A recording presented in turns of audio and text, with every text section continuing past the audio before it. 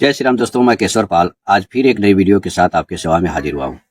दोस्तों, हमारे एक मित्र हैं ये, इनका कमेंट है कि सोहम मंत्र बताओ, यानी यह जानना चाहते हैं कि सोहम मंत्र क्या है। दोस्तों, हम आपसे कहेंगे कि रामपाल जी ओम सोहम सतनाम देते हैं और इनकी एक वीडियो हम दिखा देते हैं आपको। यह बता रहे हैं कि गुरु नानक देव जी ओम सोहम जपा करते थे। ठीक है, पहले आप इनकी यह वीडियो देखिए और ध्यान से सुनिएगा कि यह क्या कर रहे हैं। ठीक है, तो चलिए वीडियो को देखते हैं। 559 और यहां देखिएगा समुद्र की साखी। एक दिन मर्दाने ने कहा, हे महाराज, मेरा मन चाहता है कि समुद्र में जो लंका है वहां का भ्रमण किया जाए। गुरुजी ने कहा, अच्छा, आप लोग अपने नेत्र बंद करो। जब मैं और मर्दाने ने नेत्र बंद करे, क्षण पीछे खोले, तब हम लोग गुरुजी के साथ महान समुद्र तट पर खड़े थे। अब गुरुजी ने कहा कि तुम लोग समुद्र के जल पर वाहेगुरु जप करते पैदल ही चले आओ। हे गुरु अंगद देव जी, हम लोग गुरुजी के पीछे पीछे उसी प्रकार जा रहे थे जैसे सूखी पृथ्वी पर चला जाता है। आगे आगे गुरुजी ओम सोहम का जप करते चले जा रहे थे। यह है पुण्यात्माओं 2 अक्षर का सतनाम। और तब मर्दाने ने सोचा कि हम भी ओम सोहम का जाप क्यों ना करें। तब मर्दाना भी ओम सोहम की रट लगाने लगा। बस वह लगा गोते खाने। गुरुजी ने पीछे देखा तो हंसकर कहने लगे, हे मर्दाना, शिष्य का धर्म है कि वह गुरु के बताए मार्ग पर चले, इसलिए तू वाहे गुरु की जप, तेरा उसी से कल्याण है। तो मर्दाने ने वाहे गुरु नाम की रट लगाई। तब वो बच्चे। तो दोस्तों, अभी आप रामपाल जी की सुन रहे थे। ये प्राण सांगली में बता रहे हैं कि गुरु नानक जी ओम सोहम का जाप करते थे। तो उस ओम सोहम को जपना कैसे है, अब इस वीडियो में सुन लीजिए। जो शब्द यानी मंत्र आपको दिया है, जब वो बाहर उच्चारण करते हो तो उसका सांस के द्वारा थोड़ा थोड़ा उच्चारण महसूस होता है,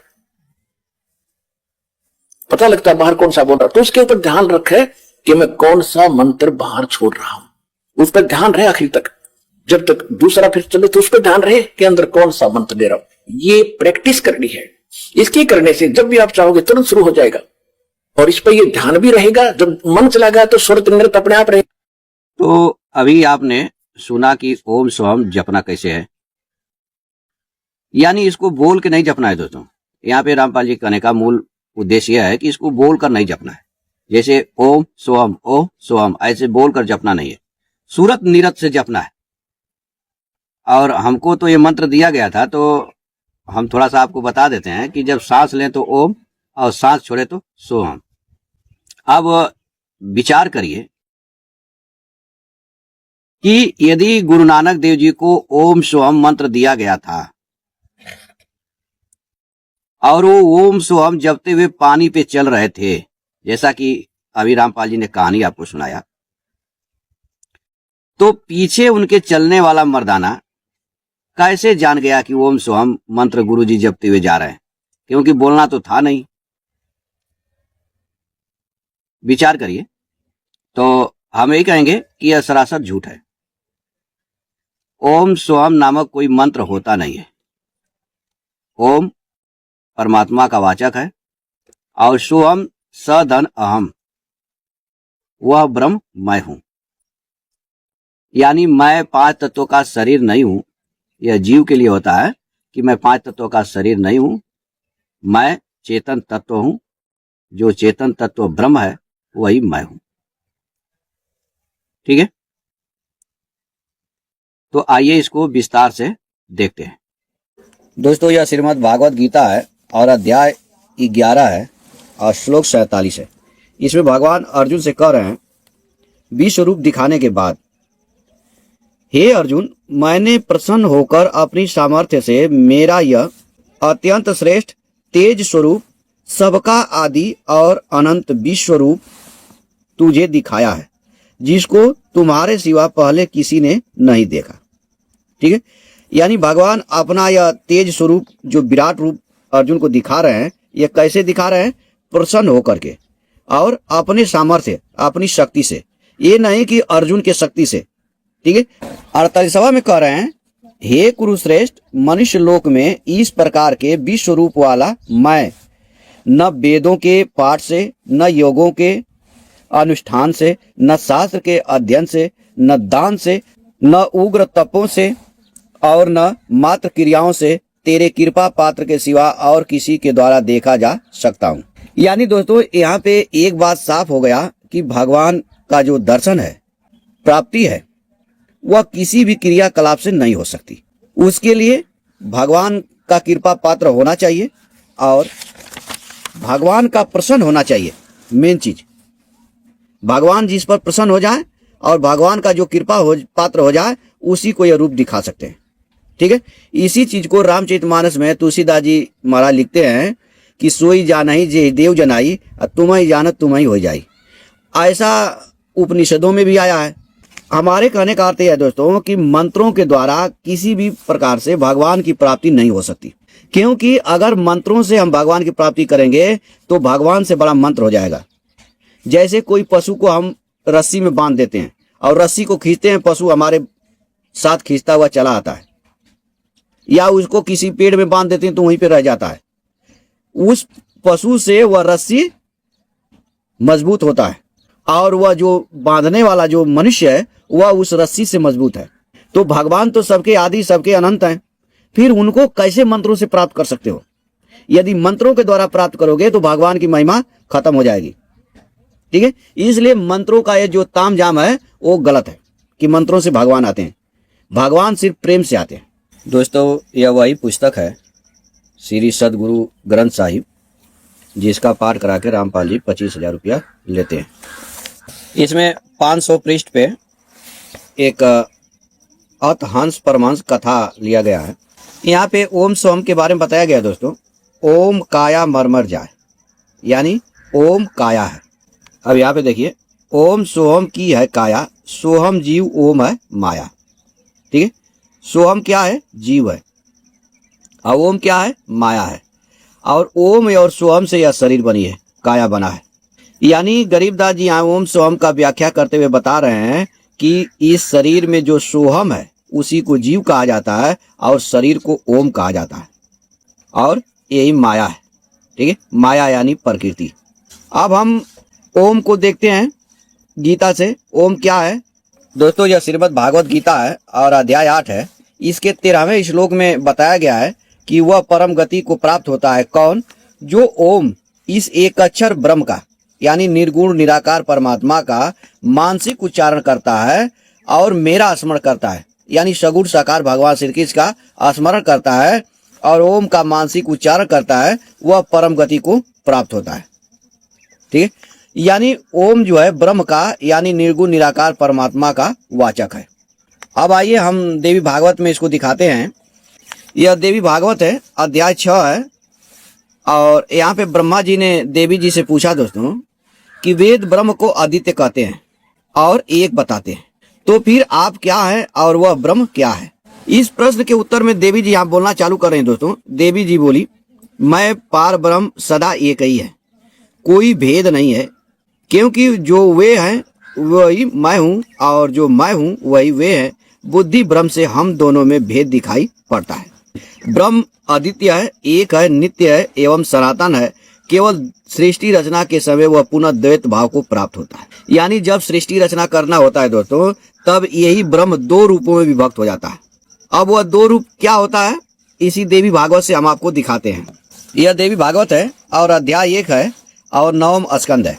यहाँ पे बताया गया है कि सृष्टि के लिए योग माया का आश्रय लेकर परमात्मा 2 रूपों में विभक्त हो गए, जिनका दक्षिणार्थ भाग पुरुष और वामार्थ भाग प्रकृति कहा जाता है। यानी दोस्तों जो परमात्मा होते हैं वह 2 भागों में विभक्त होते हैं, एक भाग को प्रकृति, एक भाग को पुरुष कहते हैं। इसीलिए गरीबदास जी यहाँ पे ओम है माया, यानी प्रकृति को बता रहे हैं ओम से। ठीक है। क्योंकि यह जो प्रकृति है स्वयं परमात्मा से प्रकट होती है, और पुरुष को जीव कहते हैं, वह भी परमात्मा से ही प्रकट होता है। तो यह जीव और यह प्रकृति दोनों एक में मिल करके हमारे जैसे एक इंसान बना देते हैं। मूल रूप से आप समझिए। और हमारे जैसा इंसान जब बन जाता है तो इसी शरीर के इंद्रियों का भोग करता रहता है और संसार में भटकता रहता है। तो यहाँ पे ओम सोहम क्या चीज है कि अब इस जीव को क्या करना चाहिए, सो हम सदन अहम, यानी वह जो ब्रह्म है, जो चेतन तत्व है, जहां से मैं अलग हुआ हूं, जो यहाँ पे बताया गया है कि दो रूप हो जाते हैं, एक पुरुष एक प्रकृति। तो इस जीव को क्या करना चाहिए कि वह ब्रह्म यानी जो चेतन तत्व है, जिसको परमात्मा कहा जाता है, वह स्वयं मैं हूं, लेकिन मैं प्रकृति में मिला हुआ हूं। मेरी बात आप समझ रहे होंगे।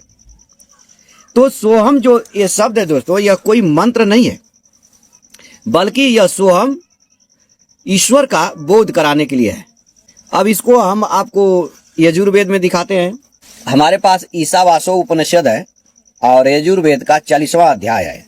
इसमें एक सोहम शब्द आया है।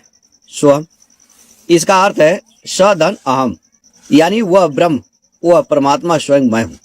यह देखिए रामचरितमानस है और उत्तरकांड का सोरठा नंबर 117 है और इसकी पहली चौपाई में सोहमअश्मी शब्द आया है। सोहमअश्मी इति वृत्ति अखंडा दीप शिखा सोई परम प्रचंडा आत्म अनुभव सुख सुख प्रकाशा तब भव मूल भेद ब्रह्म नासा। सोहम अश्मी, वह ब्रह्म मैं हूं, यह जो अखंड तैल धारावात कभी न टूटने वाली वृत्ति है, वही उस ज्ञान दीपक की परम प्रचंड दीप शिखा लव है। इस प्रकार जब आत्म अनुभव के सुख का सुंदर प्रकाश फैलता है, तब संसार के मूल भेद रूपी ब्रह्म का नाश हो जाता है। यानी यहाँ पर भी सोहम का अर्थ वह ब्रह्म मैं हूं। यह कबीर सागर है और अमर मूल का 270 पृष्ठ है। इसमें देखिए सोहम सोहम सत्य कबीरा शब्द मंत्र है प्रकट शरीरा। थोड़ा सा हम यहाँ से पढ़ लेते हैं। जाका आत्म ज्ञान प्रकाशा वही कबीर वही धर्मदासा, यानी जिसको आत्म ज्ञान हो जाएगा वह यही जानेगा कि जो कबीर है वही धर्मदास है, जो धर्मदास है वही कबीर है। यह कबीर दास जी धर्मदास जी को उपदेश दे रहे हैं दोस्तों। वह कह रहे हैं कि यदि तुमको आत्मज्ञान हो जाएगा तो तुम यही जानोगे कि जो तुम हो वही मैं हूं, जो मैं हूं वही तुम हो। आत्म राम देख जिन पाई आप सब ठाव समाई। जो आत्मा राम को देख लेगा, जो परमात्मा को देख लेगा, वह जान जाएगा कि सब जगह परमात्मा ही सब जगह है। ठीक है। जब देखा तब आप समाना, ब्रह्म छोड़ दूसरा नहीं आना, यानी ब्रह्म यानी परमात्मा को छोड़कर दूसरा कुछ भी नहीं है। सोहम सोहम सत्य कबीरा शब्द मंत्र है प्रकट शरीरा। वह ब्रह्म मैं हूं, वह ब्रह्म मैं हूं, यही सत्य कबीरा है, शब्द मंत्र है प्रकट शरीरा। ठीक है। तो यहां पर भी ये वही चीज है दोस्तों, परमात्मा ही सब कुछ है और वही स्वयं मैं हूं। मैं कोई 5 तत्वों का शरीर नहीं हूं, मैं चेतन तत्व हूं। ठीक है। अभी जो हमने आपको देवी भागवत में दिखाया कि एक ही चेतन तत्व जो परमात्मा होता है वही 2 रूपों में विभक्त होता है, एक प्रकृति एक पुरुष। यह किस लिए विभक्त होता है? सृष्टि रचना के लिए। ठीक है। तो जो चेतन तत्व है, जो पुरुष है, उसको सदा परमात्मा की तरफ चलना चाहिए, यही इसका उद्देश्य है। ठीक है। तो दोस्तों आपने इस वीडियो में क्या देखा कि ओम स्वयं परमात्मा का वाचक है। ओम जैसे आप बोलेंगे तो इसका अर्थ यह है आप इस संसार से ऊपर उठ रहे हो। और सोहम जो है सदन अहम, यानी वह ब्रह्म, वह परमात्मा, वह चेतन तत्व स्वयं मैं हूं। मैं कोई 5 तत्वों का शरीर नहीं हूं। ठीक है। तो इसका यही अर्थ है। इसका यह अर्थ नहीं है कि कोई मंत्र है आप इसको रटते रहो रोज, ऐसा चीज नहीं है। कहीं पर भी इसको मंत्र के रूप में नहीं बताया गया है। ठीक है। तो हम आशा करते हैं आपको समझ में आ गया होगा। तो आज के लिए इतना ही, फिर मिलेंगे नेक्स्ट वीडियो में। तब तक के लिए जय सीताराम।